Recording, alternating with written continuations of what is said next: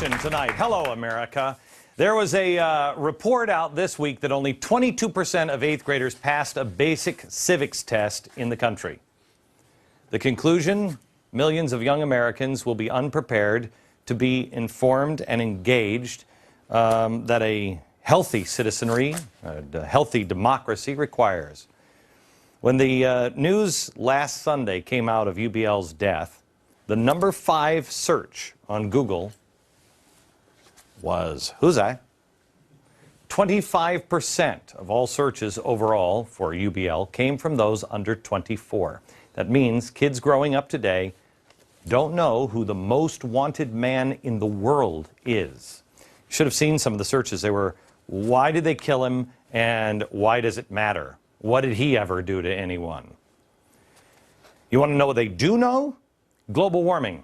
A new Yale study says 57% of teens understand that global warming is caused mostly by humans' activities. Is it really now? We also have 2 Girl Scouts in Michigan leading a campaign against their organization's cookies, saying the heavy use of palm oil contributes to destroying the rainforest and killing endangered species like orangutans. Keep killing the orangutans, the cookies are yummy. So, they have 57,000 signatures. But out in California, groups of teens are now suing the government for not protecting the earth. And they're planning marches across the globe. They wrote on their website, "Our climate, our future, our revolution." They say, quote, "Youth have the moral authority and the legal right, as the generation most affected by the climate crisis, to demand that our government protect the atmosphere for our future," end quote. I showed you yesterday at Tucson School, in a Tucson school board meeting. It got out of hand. The kids chained themselves to desks, pounding their fists. The meeting was rescheduled. The situation the second time turned out so ugly that riot police had to be called in. This all over a cancellation of Mexican-American Studies class. That class is teaching kids to overthrow the United States government and take states back for Mexico. A school used to be a place to learn, not just history, science, math, but also discipline and respect for authority. Our educational system has put social justice and political correctness above our education, and our children are not only being shortchanged, they're being turned into, I think, slaves eventually. Take a listen to the complaints about our educational system. These are just some of them. Education policies are written by politicians and special interest groups. Eliminate teachers' tenure. Eliminate teachers' last hired, first fired policy. There's bias and distortion in textbooks. Teachers' unions are just powerful political machines. Frustration with the political activity of the NEA. They're removing God and the Bible out of schools and replacing him or it with intellectual neutrality. There are no morals taught in schools. Huge retirement packages, people say. The teachers' pensions are a problem. Not allowing children to fail in our schools. Board of Education is controlling what they teach and when they teach it. And schools have become too politically correct. This is a group of complaints not from parents, but from teachers. The complaint directly from teachers, brave teachers, sitting in the audience tonight. This is an audience tonight made up of teachers. First of all, how many are in a union?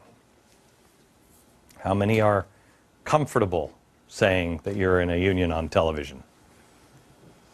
Okay, I mean on this show, because I mean everything you say, you're toast. Just get everybody's name and phone number down. If their car explodes, we'll know it's because of the show.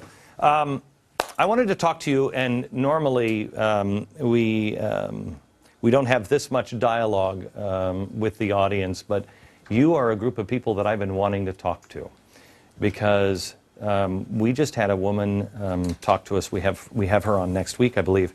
She is a liberal Democrat. I'm sure she disagrees with almost everything that I say on this program. But she went to look into what was going on in Tucson, where they are teaching the overthrow of the government. And she was horrified by what she found. And she said, this is completely out of control. And I think if people don't start waking up, if teachers don't start speaking out or gathering together in other groups besides their unions, we're going to lose quickly here. Anybody else feel that way? Kathleen, why do you feel that way? I'm not currently teaching. I'm a former teacher, but I'm now a homeschooling mom because the problems with public education have just become, to me, something that teachers have to constantly battle. You're not allowed to teach. Academics, subjects have been kind of pushed aside because of the political agenda and things these groups have. Parents, unfortunately, have very little understanding of what's actually going on a day-to-day basis, and it's kind of, we need to get together and say enough's enough. Who here thinks a good deal of the problems lie with the parents?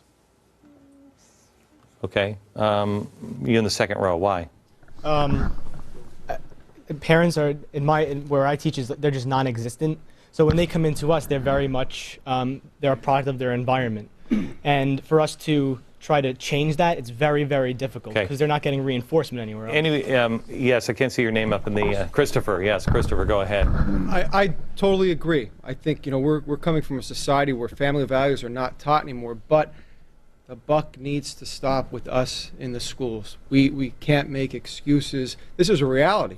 See, I have to tell you, I think the parents a lot of times are at fault, but you know the fastest way to fix that? Discipline in school. Discipline in the school? Mm-hmm. Educate them. Educate them? Morals and values? What's the What's gone in the school? It's all gone. I mean, we used to be able to teach, our country was based on God and the Bible. That's why they came over here, and religious freedoms. Then we ended up going, now we don't have that anymore. We can't tell kids that the 10 Commandments are here, thou shalt not steal, period. Well, I think the best way to fix this, though, is to have a voucher system. Great. Oh, yeah, that would be fantastic. I would love a voucher system. And why? Because I've been paying school taxes, and then I send my kids from nursery to 12, and I pay on top of it. I'm talking about how to fix the parents. Why would it fix the parents? Because if they choose to go to a certain school, it's the families and the students that actually want to be there to learn. Yes. I work at a charter school, and I see the difference. Yeah. The families want to be there. They choose to go there, and look, here's the thing. I mean, I'm a recovering slug. I mean, I remember when I sobered up. Before I sobered up, I sent my kids off to school, and they're going to learn something. What are they teaching you that in that school? That kind of mentality. When I sobered up, and I'm like, okay, wait a minute, I have a responsibility here. I remember going to the school, and it was second grade for my daughter, and I actually asked the teacher, do you have like a syllabus? And she said, no. And I said, well, could I get some of the textbooks? Because I just want to read, and I want to know where you are so I can help reinforce. And she actually looked at me, and she said, Mr. Beck, we've got it from here on. We're okay. We'll teach your daughter. And I said, excuse me, you work for me. I don't work for you. And I was shocked because I really thought the teacher would be happy to have somebody get their child all ready so I could read ahead and be reinforcing it at school. But parents, most parents, because we're all busy and everything else, we think, well, you got it. And that's why you guys talking amongst yourselves or talking in unions is not strong enough. There's a lot of parents out there now, like me, that don't know. Until you guys came here, I didn't know we could get this many teachers who are currently in a union to show up. I really didn't. We had no idea. Yes, sir. Can I call you Glenn? Yes, please. Call me Fred tonight. What you did with your daughter was absolutely right. You should go in and demand a syllabus. Where I teach, I'm teaching 30 years, and I've been paid I don't know how many times to reinvent the wheel. And that's what I think the problem is. We have a curriculum, it's a thorough curriculum, but somebody somewhere comes up with a new idea, oh, we have to do it this way now. And it's a total waste of taxpayers' money. I'm a taxpayer too, and I see a lot of waste in the schools. Of course. And I don't know, somebody sitting somewhere coming up with these vocabulary terms and this jargon, and it's just a total waste of money. I was just at a workshop. We're doing curriculum mapping. I wrote the curriculum, well, half of it for my department about 2 years ago. Was paid to do it. And at the end of the seminar, the lady said, well, what did you think of this? And I said, I had the binder under my arm, this thick. I said, I wrote half of that 2 years ago. I said, this is all redundant. And it just annoys me because I'm a taxpayer too. And I see the waste. So you guys are... I see the waste. You guys are in a job where I think you have to be frustrated. I feel bad for teachers. Not all teachers. We have teachers who are up there saying, this is how you teach Marxism, this is how you teach communism. And I know that all teachers are not alike. I know just because you're in a union doesn't mean you're a bum or a Marxist. I think a lot of it comes from the very top. And most people deny that it even is at the top, and they say, well, no, but we're not like that. And you guys are sitting here with the union pressures on the top, the political pressures over here, the pressures from out-of-control parents. You guys are in an impossible situation. Impossible situation. Joe. You know, we're operating under something called No Child Left Behind now. I don't know how you achieve that with vouchers when you skim off the parents who care. And that's great. Everybody wants parents who care. What about the core that's left behind? You know what do you do with that? The problem, Glenn, with Philadelphia and Baltimore is not the schools. The problem is Philadelphia and Baltimore. It's a cultural breakdown. I think we're attacking the wrong problem. And with vouchers, we're already having funding cut in public schools. I don't know how we make this magic work anymore. And now you're going to take some more of it and take it away. Well, I tell you, Philadelphia and Baltimore, I lived in Philadelphia. I don't know how you solve Philadelphia, because that is a cultural problem. It is a complete meltdown. And you're exactly right. But just the name, No Child Left Behind, is such bullcrap, I don't even know what to do. I mean, no child left behind. I mean, help me out on that. I'm sorry, not physically. We care for people. We take care of people that can't take care of themselves. But you know what? Hey, you got Fs. You flunk. You're doing it over again. No child left behind. We are slowing our children down for the group.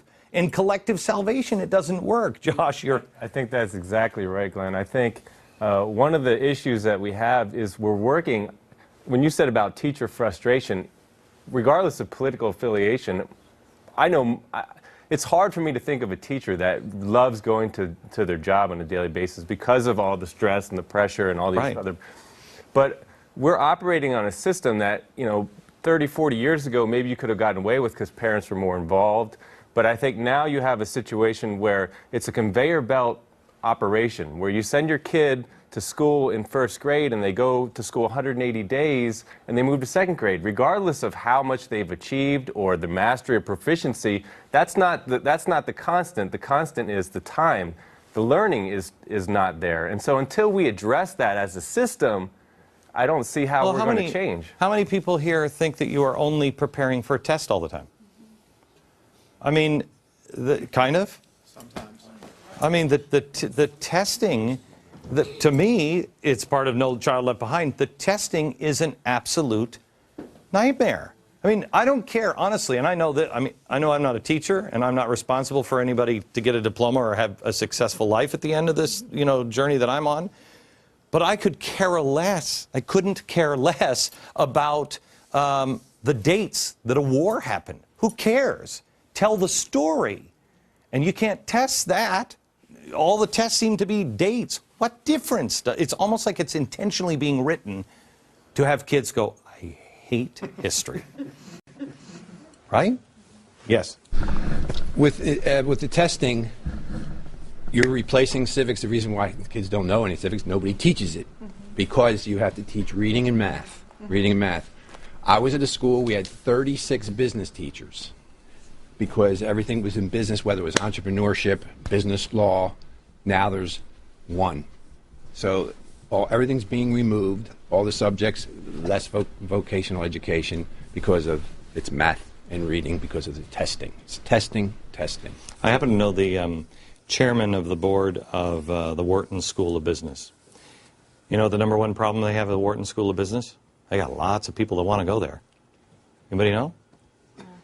They cannot get the students at Wharton to answer the question, why would this be wrong to do?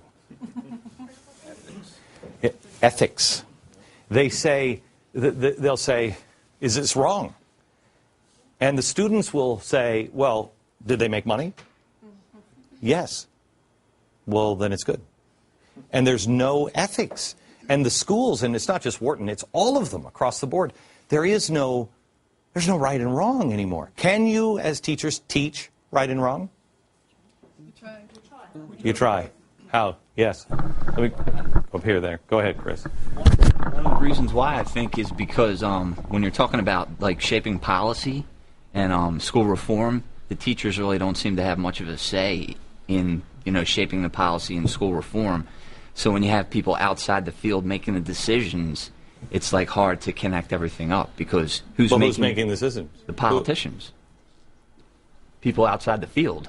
The teachers really don't have a voice. They're not getting to say the things that we need to, focus on in terms of policy reform.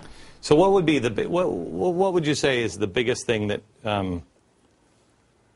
if anybody had a grand unifying theory here to fix it, what would it be? Yes.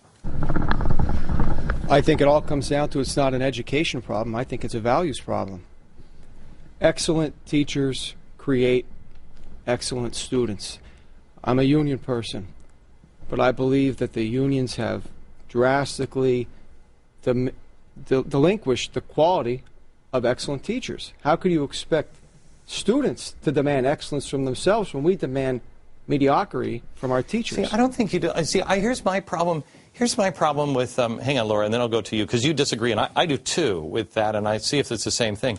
I don't think that it's that I've met a lot of great teachers, but I've also had a 4th grade teacher for my oldest daughter she came back and she actually said, Dad, this was made by Japs. And I said, excuse me? And she said, this was made in Japan. They're an enemy of ours. And I said, what are you talking about? And she said, well, my teacher, we were learning about World War II, and she said that even though we won, they're still not friendly, et cetera, et cetera. I went to the principal and I said, do we have somebody stuck in 1941? And this person was tenured, and they couldn't get rid of her. And it was a nightmare. I don't think you have... I've met a lot of great teachers. The problem is those great teachers have to drag along all the bad teachers. Laura, we're going to go to you next. Hang on, I have to take a break.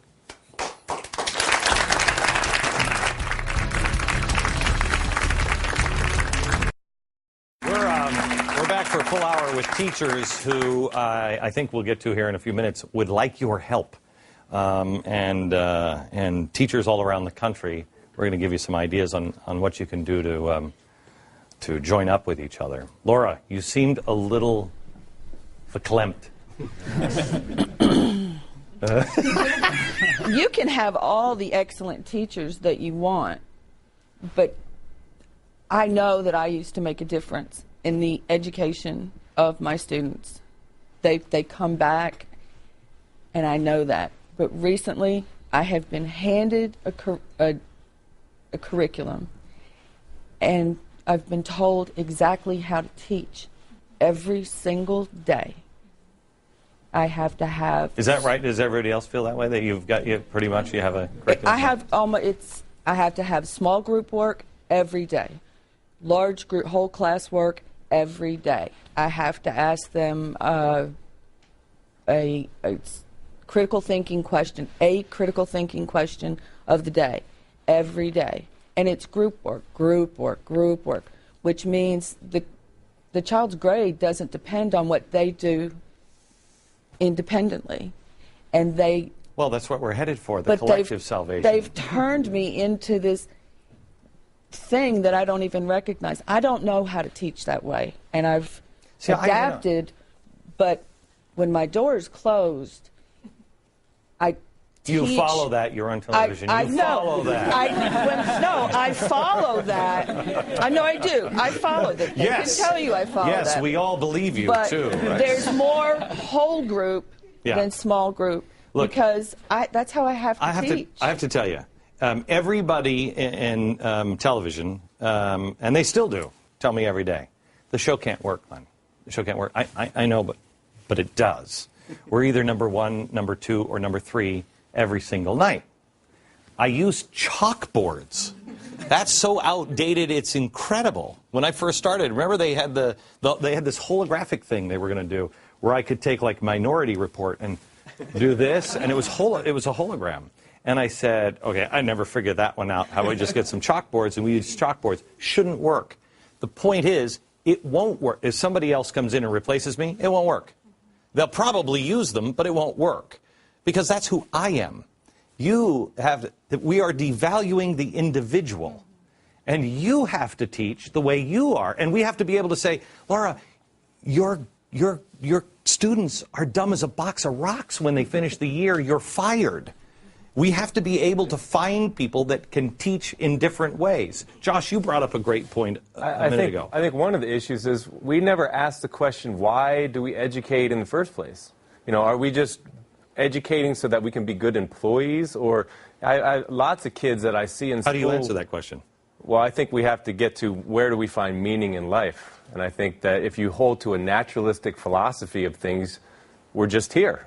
We're just, like you said the other night, we're a blob here, but that doesn't provide meaning. You know, you have to find some higher meaning without, you know, evangelizing on TV. But yeah, but how do you? I know, because that wouldn't work. No. How do you? I mean, I don't know what your philosophy on life is. I don't want you teaching my children what. Well, and somebody talked about critical thinking. I start the year with I talk about logic. And go through some of the laws of logic and critical thinking and question things in a logical manner so that you can arrive at an informed decision. And I think that there's a real lack of critical thinking and even questioning, why am I sitting in class? Is it just so I can go to a good school? Or maybe I'm just here because I have to be here, but I can't wait till I'm 17 so I can get my parents to sign me out, you know? Can I tell you, how many people just feel like it's babysitting, like it's a pit stop for the day they have to do? You have to go to the school and sit there. One of my daughters said to me, I said, what did you learn in school today? And she said, well, I don't remember. Let's see. I got on the bus and I talked to so-and-so and went on and on and on and got the whole thing. And I said, okay, next part. And then she got into the school and she said, and then the teacher talked. And then we had lunch and we blah, blah, blah, blah, blah, blah. And I said, wait, go back. What did the teacher talk? She said, quote, I don't know, that's her time. Yeah, I corrected that. But how many people feel like most or a lot of your students come in because they just have to be there? And so it's just a pit stop and they don't know why they're there. Really? No, hardly anybody? Small number of people. Okay, Andrew. Yeah, my point earlier in the intermission was that what frustrates me as a teacher most is politicians and some media members bashing the teaching profession. It makes it harder for us to do our job. Do you feel harder I do for that? us to have respect. I think you can do it at times. I think you're very anti-union. No. Yes. I've heard that. I have heard that before. Andy Stern, is this part of your power of persuasion or persuasion of power? So you have a problem with the bashing of teachers? Yes, absolutely. I'm a New Jerseyan, so as you're probably aware of Governor Christie, he's not very fond of teachers in general. See, I think, how many who are from, hang on, you disagree? Go ahead, Julie. I'm a teacher in New Jersey, too, and I was embarrassed when I went to my union's meeting and about how he wanted teachers to take a pay freeze for a year, and I said, why not? If it's going to save jobs of my colleagues, yes. And our union stood up and said, nope, he's a bully. He should tax people who make over $400,000. I mean, it was embarrassing to me that fellow educators were talking about him in such an unfair way and distorting things. So I don't think when the union in Wisconsin was acting that way in their own state capitol building, they did themselves any favors for public relations. So I don't worry so much about... I worry, honestly, I worry about you, Julie, on what you're saying here. I worry about teachers because the unions, and it is a political machine. Make no mistake. AFL-CIO is a political machine. And, Trumka says he meets with somebody at the White House every single day. He's the most frequented guest at the White House. Before that, it was Andy Stern when we got health care.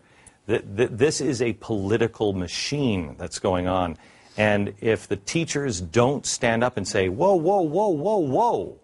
I mean, I may agree with the politics in the White House or disagree with the politics of the White House, but you separate them here because this is different. I think if teachers don't start standing up, that's why I'm so pleased that you guys are here. And I'm not saying you're against the unions, but I'm glad you're here because parents and citizens need to see that there are teachers out there that are saying, enough. This is crazy what's going on. Hang on just a sec. Back in a minute.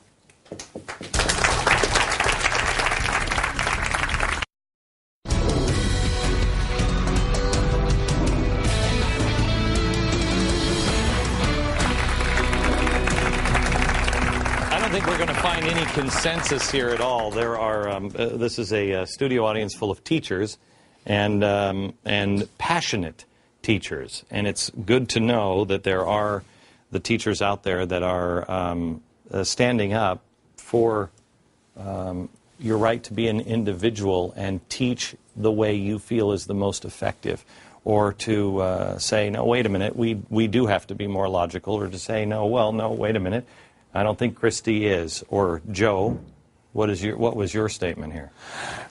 Unions don't behave perfectly. No organization I've ever been in has gone without disappointing me at some time, whether it's my union, whether it's my company, whether it's my church, whether it's my family, and frankly, sometimes myself. We don't behave perfectly. I don't think the union is the political machine you claim, apparently by the results of the last election. Hold on just a second. Wait. Okay. Hold on, just wait. I'll let you finish. You watch the show? Yes. You watch the show? Yes. Not all the time, but yeah, okay. A lot. How many here have seen the things that I have shown from the unions where they are in bed with communists and Marxists? Okay? So you've seen it. So when I say a political machine, I don't necessarily mean that they're trying to get somebody elected. That machine has made the decision up at the top. I don't think the union members have. But up at the top, they've made the decision, as Andy Stern says, and Richard Trumka, workers of the world unite. They are moving towards a different political machine than our republic. And that's what I mean. And they are clearly indoctrinating and using whatever button they can push on people to unite them and get them to push in that direction. You disagree with that? Welcome to the world of unions and lobbies. And you're right. They are doing that. Well, that's a problem with unions and lobbies. In Pennsylvania, let me give you an example. In Pennsylvania, half the teachers who voted for the Republican Governor Corbett, okay? And I don't think they realized what Corbett had in mind for education, which was outright destruction. But they went that way nonetheless. What I don't see is where the union has held me back from being a great teacher. It doesn't affect me in my classroom. I work with great teachers, and maybe I'm lucky. I think I am. We work in a great district. We're allowed to do things. I came in the first few years. I've done outrageous things, as Dave can tell you. I've had heated public political discussions in the faculty room. Trust me, I hold my line on issues. But I've been accepted nonetheless. I don't think it's this monolithic machine that you're talking about, and it certainly does not prevent me from being a good teacher. I am not saying that at your level. I'm not saying that. I'm saying, can anybody else explain this? I'm saying this. Yes, up here. Go ahead. Mr. Beck, I totally disagree. And I also teach in the state of Pennsylvania. I did vote for Governor Corbett, and I'm proud of that. And I have to say, if this is not a political machine, the unions generate $2 billion a year from our dues that we have to contribute. If they are not a political machine, then why does that money not go towards education? You've seen the who was the guy that was the head of the union here recently? We played his farewell speech, and he said, look, we can all say that we're here for them, talking to the unions. We'd all say we're here for the kids. You remember the speech? Who was it? Do you remember? Anybody remember? The NEA president. NEA president. That's what it was. NEA president. We're here for the power. Not about the kids. Not about the kids. We're here for the power. Yes. How do you protect the rights of the teachers in terms of like going back to traditionally with women and when it started with teaching, when teachers would get exploited and different things are going on? How do you protect the rights of the teachers when you don't have the solidarity and the collective bargaining? I'm not against, believe it or not, I just talked to my mother-in-law. Oh, I've told this story before. was arrested on a union march with Jesse Jackson. Okay? And I just told her just the other day, she said, man, our school is out of control. And I said, Mom, I will march with you. She works at Yale. They treat their employees like garbage. Unions, I'm not against unions. I'm against corporations being so wildly out of control with no one watching over them. No, there's no stop. Right now, call the police on GE. Who are you going to call? Who are you going to call? All the way to the White House. There's no one to call because they're all in bed. Okay? If somebody's abusing the system in a corporation or in schools or whatever, and there's no union, who are you going to call? What, are you going to get another job? You're not going to get another job. You know what I mean? So it's the balance of things. When unions become too powerful, they get out of control. When business becomes too powerful, out of control, it's do the right thing. And that's what's not being taught anymore. Yes, in the back. Oh, a couple of things. Our unions, the U of T, I work and teach in New York City, and a lot of times there's problems with older buildings, asbestos, PCBs, things of that nature. And the U of T has come to the defense of the kids, you know, stopping work, making sure the school is a safe environment to learn in. So they do some good as well. I agree with you, though. They become a large political, powerful machine that, in my school, there are a lot of people that don't agree with their political agenda. They're out there. People are afraid to speak up. Your money speaks louder than your words. Josephine. Very long microphone. I believe we need competition. I mean, when you're in business and you want a good product, you have competition. The unions are squashing the competition. You don't want competition, Joe. That's not true. Okay. That's a distortion. What I'm saying is, and coming from business, I'm a former chief financial officer. I understand economics. I'm a capitalist, believe me. I vote just your not way in most education. Of the time. Here's the deal. Here's where the business model fundamentally breaks down, and I can go on for 2 hours about this. Let me give you an example. In business, if your revenues are down 20%, what do you do? What do you do? You fire or cut back or right, you raise because you prices. don't need as many people to produce product, service, deliver, administer it, okay? Our revenues get cut by 15%. Do we get rid of 15% of our kids? No, we keep them. Pardon me, go ahead. Wait. Also trim fat, too, to And stay there's alive. not nearly as much fat in education. Believe me, I've seen it. No. There is not nearly. Who agrees with that? Who Not agrees that nearly. there's not enough fat to cut? There's not a lot of fat to cut in schools. Right, okay. Is there some? Sure. There is fat in every profession. Pardon me? Yeah. You know, in business, you basically, you bring stuff home from work. People do it all the time. In teaching, we steal stuff from home and we bring it in. Okay, let me tell you something, though. I went to... Because my kids have gone to Christian schools, and I teach in a Christian school, and we become highly resourceful teachers. We end up reusing everything from the scrap paper that we cut it in half for tests. Back in a minute.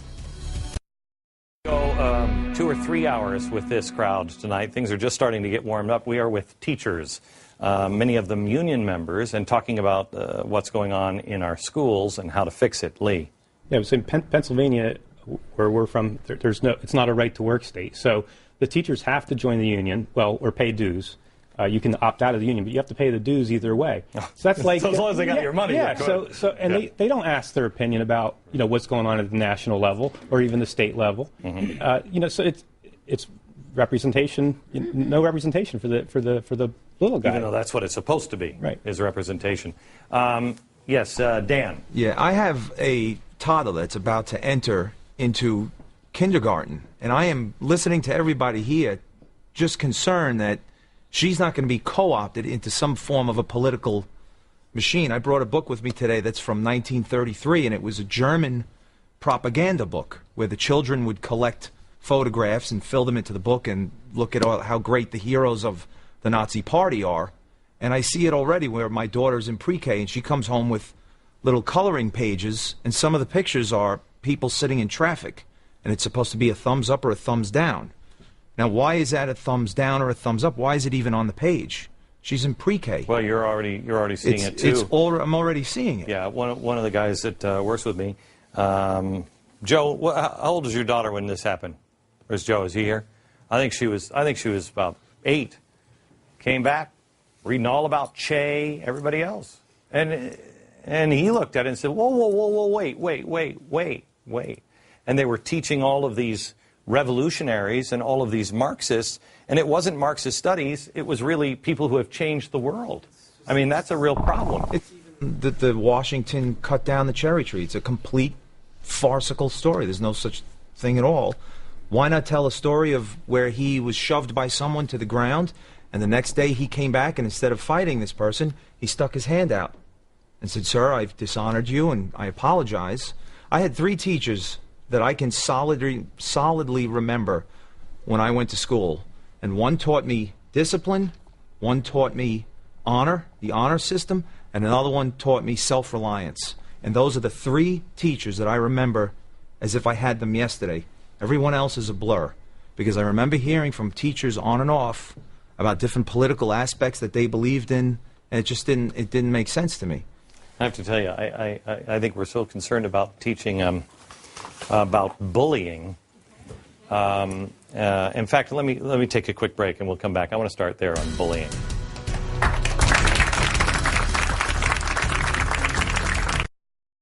Because I mean, me personally, I think we're spending so much time on bullying in school, and it doesn't make any sense because we're also seeing bullying all the time being rewarded in real life. I mean, I'm sorry, the capitalist system works every time. In this case, bullying and the capitalist system are uniting, and it's called YouTube. And YouTube is making them a star, and bullying is winning. But I'd rather talk. Actually, Julie had a question about how are we going to change this, or how, you feel like you're alone. Yeah, alone. I mean, within the 4 walls of my classroom, I do my job and I do what I know is right. I teach my children patriotic songs. We sing the 2nd verse of My Country 'Tis of Thee, which has God in every other line. But what do I do beyond that? I mean, I had emailed and talked with my superintendent saying last year when we were asked to make cuts, I will do this. I think we should.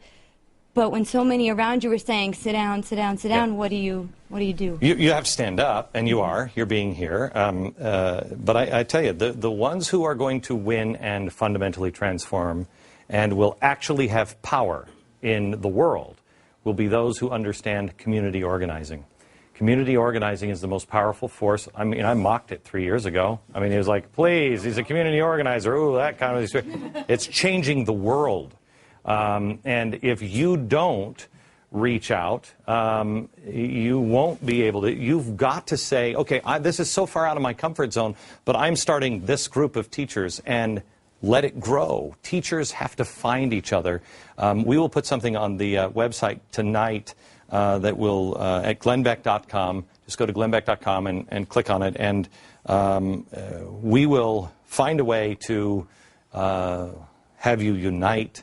And if anybody wants to start some organization where teachers who believe things are out of control and we've got to find a new way, you write to us at glennbeck.com, and we'll try to put you together. Thanks. Back in just a second. That Americans need to know. One is compassion, and I think this group has it. And the other is courage, and I know this group has it. Thank you for coming and speaking out and beginning a stand. And we will have more on this in the coming days. Lots of news to share with you next week. Don't miss a single episode. We'll see you then. From New York, good night, America.